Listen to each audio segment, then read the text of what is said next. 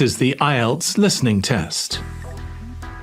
You will hear a number of different recordings and you will have to answer questions on what you hear. There will be time for you to read the instructions and questions, and you will have a chance to check your work. All the recordings will be played once only. The test is in 4 parts. At the end of the test, you will be given 10 minutes to transfer your answers to the answer sheet. Part 1. You will hear a man asking about voluntary work in the village that he has just moved to. First, you have some time to look at questions 1 to 7.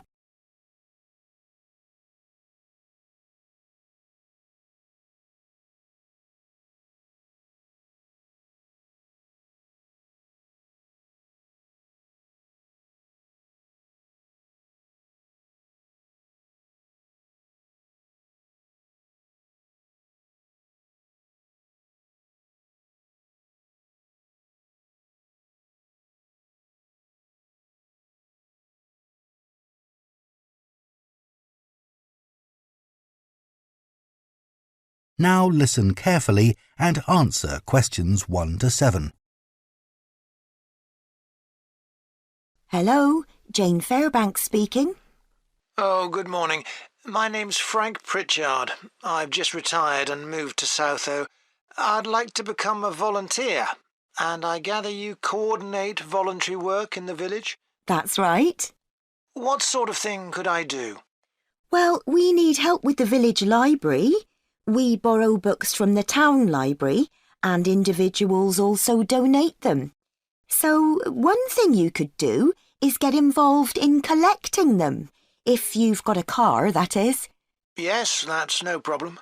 The times are pretty flexible, so we can arrange it to suit you.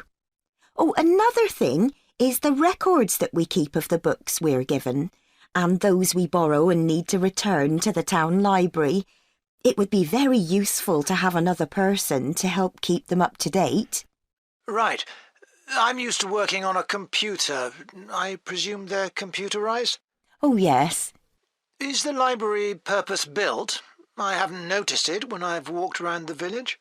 No, we simply have the use of a room in the village hall. The West Room. It's on the left as you go in. Oh, I must go and have a look inside the hall. Yes, it's a nice building. Do you run a lunch club in the village for elderly people? I know a lot of places do. Yes, we have a very successful club. I could help with transport, if that's of any use. Oh, definitely. People come to the club from neighbouring villages, and we're always in need of more drivers. And does the club have groups that focus on a particular hobby too? I could get involved in 1 or 2, particularly if there are any art groups. Excellent. I'll find out where we need help and get back to you. Fine. What about help for individual residents? Do you arrange that at all? Yes, we do it as a one-off. Oh, in fact, there's Mrs. Carroll. She needs a lift to the hospital next week, and we're struggling to find someone. When's her appointment? On Tuesday. It would take the whole morning. I could do that? Oh, that would be great. Thank you. And also next week, we're arranging to have some work done to Mr. Salisbury's house before he moves, as he isn't healthy enough to do it himself.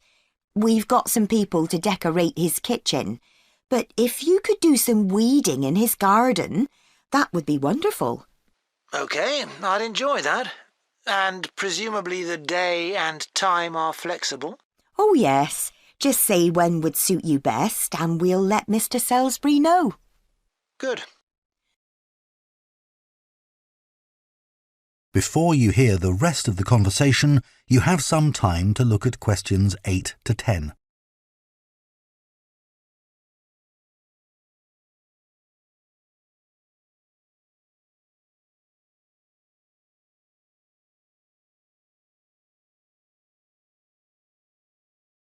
Now listen and answer questions 8 to 10.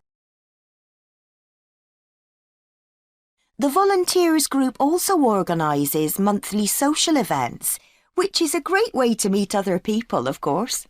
Uh-huh. So next month, on the 19th of October, we're holding a quiz. A couple of residents are great at planning unusual ones, and we always fill the village hall. That sounds like fun. Can I do anything to help?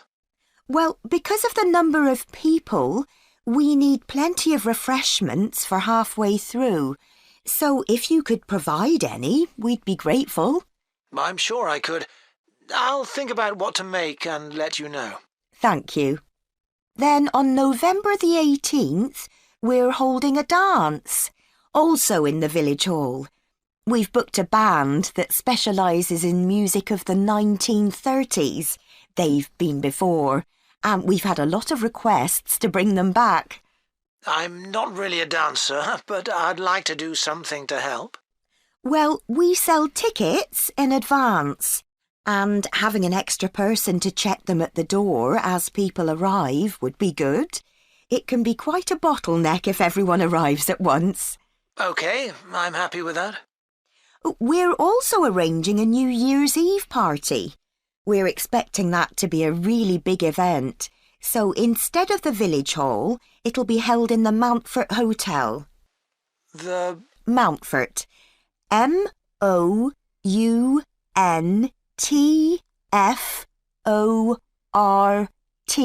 Hotel. It isn't in Southo itself, but it's only a couple of miles away. The hotel will be providing dinner, and we've booked a band. The one thing we haven't got yet is a poster.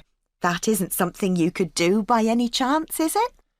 Well, actually, yes. Before I retired, I was a graphic designer, so that's right up my street. Oh, perfect. I'll give you the details, and then perhaps you could send me a draft? Of course. That is the end of part 1. Section 2. You will hear the manager of the fitness centre giving information about the centre to some new customers. First, you have some time to look at questions 11 to 15.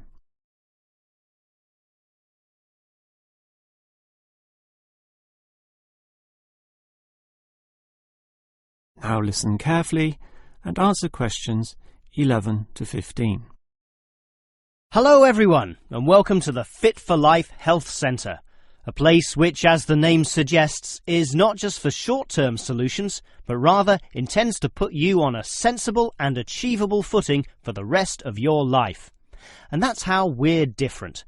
For example, we could immediately put you on a harsh exercise programme, expecting you to work out every day, but such a plan would see you quickly lose interest. That's why the initial step is a 1.5 hour consultation in which your lifestyle, current situation and long-term goals are all thoroughly analysed. Now, an important part of this consultation involves analysing what you eat. There's no point exercising here and losing weight, then putting it all back on later. You will need to show self-control and discipline in your diet, and we'll work on that. Similarly, we'll put you on an exercise regime suitable for your level of fitness. So that will involve a test where we will take you through some activities, then measure your heart rate and blood pressure to determine how fit you are. This will be monitored during every subsequent consultation, along with your exercise schedule, and that occurs monthly and not half-yearly, as with many other centres. As to our actual exercise machines and programs, you will have to decide whether it is muscle mass, stamina, or general fitness that you want to develop. Think about which of these 3 you want to target, and we'll design a specific program for you. But remember, bulging muscles aren't necessarily suitable for everyone. Sometimes it's better to think in terms of 2 simple concepts: muscle definition and stamina, or, if you are female, being fit and healthy, in both mind and body. Before you hear the rest of the talk, you have some time to look at questions 16 to 20.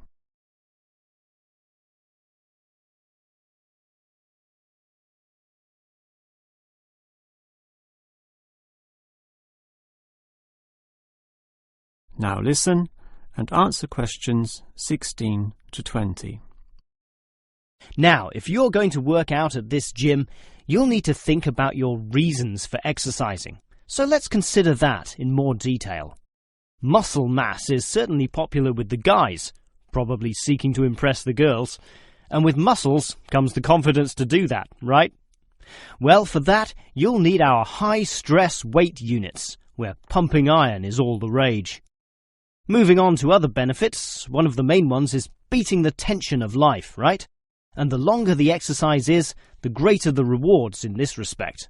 Thus, playing squash can certainly help, and so can swimming. But what's much better, as every jogger will tell you, is their activity. So we have ample jogging machines and they're always popular. They can provide good fitness too, as can the yoga classes. However, again, let's not forget playing squash, which I would say is the optimum way to improve your general well-being. Such an active, energetic game, plus the competitive element, drives you forward into high levels of health and fitness. These, of course, are the ultimate purposes of being here, but remember, the centre is full of like-minded people, all of whom are interesting to meet and valuable sources of information. The yoga classes have a pre- and post-meeting session, so you'll certainly meet others there, although they'll all be yoga enthusiasts, which limits the range somewhat. But whether doing yoga, swimming or exercising, everyone showers, right? So those facilities are where you'll hear all sorts of interesting conversations and really get to know people.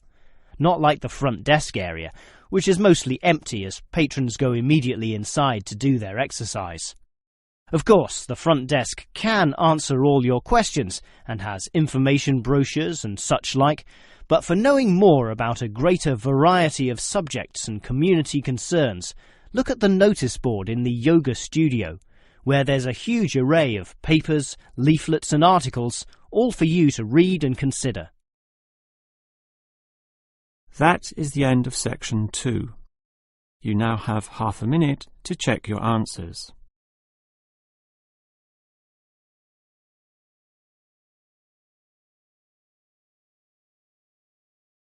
Now turn to section 3.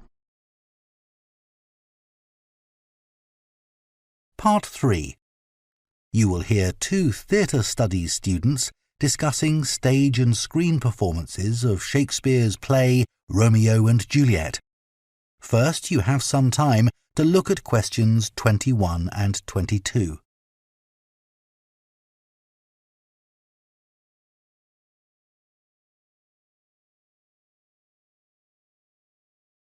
Now listen carefully and answer questions 21 and 22.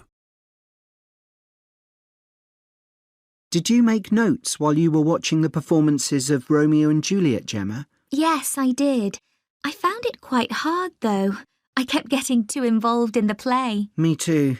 I ended up not taking notes. I wrote down my impressions when I got home. Do you mind if I check a few things with you, in case I've missed anything? And I've also got some questions about our assignment. No, it's good to talk things through. I may have missed things too. OK, great. So, first of all, I'm not sure how much information we should include in our reviews. Right. Well, I don't think we need to describe what happens, especially as Romeo and Juliet is one of Shakespeare's most well-known plays. Yeah, everyone knows the story. In an essay, we'd focus on the poetry and Shakespeare's use of imagery, etc., but that isn't really relevant in a review. We're supposed to focus on how effective this particular production is. We should say what made it a success or a failure. And part of that means talking about the emotional impact the performance had on us. I think that's important. Yes. And we should definitely mention how well the director handled important bits of the play, like when Romeo climbs onto Juliet's balcony. And the fight between Mercutio and Tybalt. Yes. It would also be interesting to mention the theatre space and how the director used it, but I don't think we'll have space in 800 words. No, OK. That all sounds quite straightforward. Before you hear the rest of the discussion, You have some time to look at questions 23 to 30.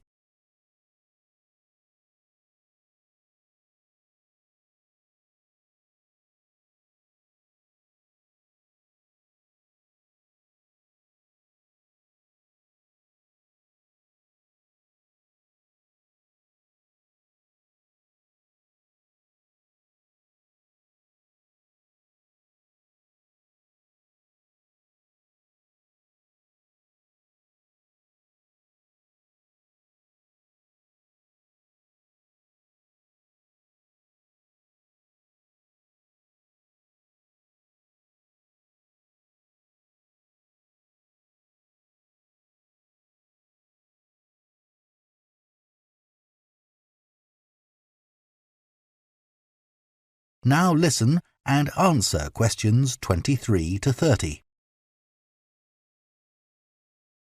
So, what about the Emporium Theatre's production of the play? I thought some things worked really well, but there were some problems too. Yeah. What about the set, for example? I think it was visually really stunning. I'd say that was probably the most memorable thing about this production. You're right. The set design was really amazing. But actually, I have seen similar ideas used in other productions. What about the lighting? Some of the scenes were so dimly lit it was quite hard to see. I didn't dislike it. It helped to change the mood of the quieter scenes. That's a good point. What did you think of the costumes? I was a bit surprised by the contemporary dress, I must say. Yeah, I think it worked well, but I'd assumed it would be more conventional. Me too. I liked the music at the beginning, and I thought the musicians were brilliant, but I thought they were wasted because the music didn't have much impact in Acts 2 and 3. Yes, that was a shame. One problem with this production was that the actors didn't deliver the lines that well. They were speaking too fast. It was a problem, I agree. But I thought it was because they weren't speaking loudly enough, especially at key points in the play. I actually didn't have a problem with that. It's been an interesting experience watching different versions of Romeo and Juliet, hasn't it? Definitely. It's made me realise how relevant the play still is. Right. I mean, a lot's changed since Shakespeare's time, but in many ways nothing's changed. There are always disagreements and tension between teenagers and their parents. Yes, that's something all young people can relate to, more than the violence and the extreme emotions in the play. How did you find watching it in translation? Really interesting. I expected to find it more challenging, but I could follow the story pretty well. I stopped worrying about not being able to understand all the words and focused on the actors' expressions. The ending was pretty powerful. Yes, that somehow intensified the emotion for me. Did you know Shakespeare's been translated into more languages than any other writer? What's the reason for his international appeal, do you think?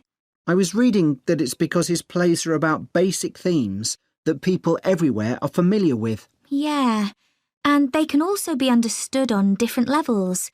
The characters have such depth. Right, which allows directors to experiment and find new angles. That's really important because... That is the end of Part 3. Section 4. You will hear a lecturer talking about caves. First, you have some time to look at questions 31 to 33.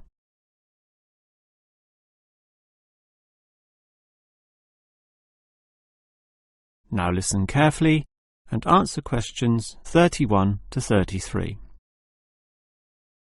If there is one natural feature which has long fascinated man, it is caves, those natural underground spaces into which people can enter. No known cave in the world can exist without it being extensively explored. Whether it be in remote areas, such as the Clearwater Cave in Borneo, or immensely long and difficult, such as Mammoth Cave in America. Or perhaps the most challenging, those caves below the water table, full with water, in which case the exploration is known as cave diving. Whatever the case, if the caves are known, as complex and difficult as they usually are, they will be explored. The formal name for the study of caves is speleology and involves many disciplines such as chemistry, geology, biology, and cartography, or the science of making accurate maps, since the largest caves can be hundreds of kilometres long and highly complicated. If the exploration is just for fun, the activity is known as caving. But with the difficulties and dangers involved, the average caver is often involved with one of these speleological sciences. As for the number of caves in the world, research suggests that only a fraction have been found and documented, mostly in the areas in which caving has long been a popular activity, such as in America, France, or Australia. China, for example, has huge areas of limestone bedrock, prime material for cave formation, and logically must contain among the largest number of caves in the world. Yet only few are documented due to the lack of interest in caving there. Thus, as exploration continues, new caves will be discovered, and it is likely that the numbers could radically change in the future. Before you hear the rest of the lecture, you have some time to look at questions 34 to 40.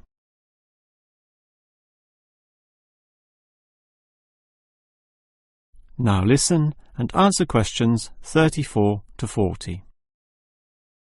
With caves being such mysterious and intriguing places, the obvious question concerns how they form. The most common cause is the effect of slightly acidic water in a process called dissolution. Here, water seeps into the ground and down through rock masses. If this rock is soluble, the water dissolves some of it, and over time, the passage expands to become a cave or cave system. The largest and most common of these involves limestone, although other materials are possible, including gypsum, marble, and even salt. Now, if the cave is formed at the same time as the rock, it is called a primary cave, and the most common of these are lava tubes. When lava from volcanoes flows downhill, the topmost surface cools and solidifies first, leaving the hotter lava to continue to flow beneath. If most of this eventually flows out, a hollow tube is left. The country, Iceland, has some excellent caves of this type, and even far-flung Australia has a few. Finally, there are sea caves, formed from waves pounding into coastal cliffs and eroding into fault lines or softer rock. These caves are usually the shortest, about 50 metres at most, since the erosive action of the waves can only reach a certain distance. However, it is limestone caves which will always be the most interesting. This is due to the presence of limestone formations. As the groundwater seeps downward through the ceiling of the caves, it encounters a different pressure and temperature, causing it to deposit a small amount of its dissolved calcium carbonate. Over time, through the action of millions of drops, this deposition process results in ever-growing masses, known as stalactites, if hanging from the ceiling, or stalagmites, if growing from the floor. Alternatively, the water may flow over a large surface of rock, forming flowstone, and with other sorts of processes, can result in beautiful milky white formations of astonishing complexity. One of the best examples of this, as well as of what surprising discoveries may yet await, is the Lechu Gila Cave in New Mexico. In the 1950s, some cavers heard the sound of wind underneath some large boulders on the cave floor, a clear sign of a deeper passageway.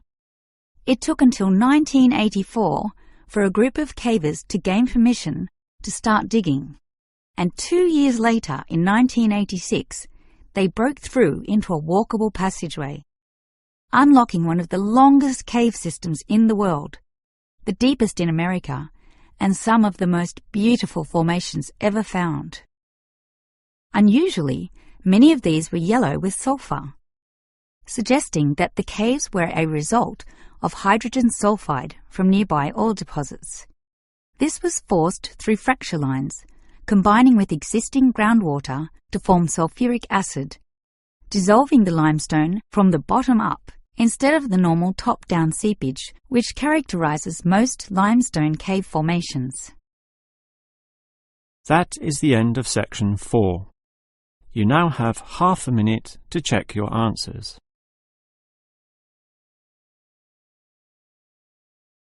That is the end of the listening test. End of the listening test. End of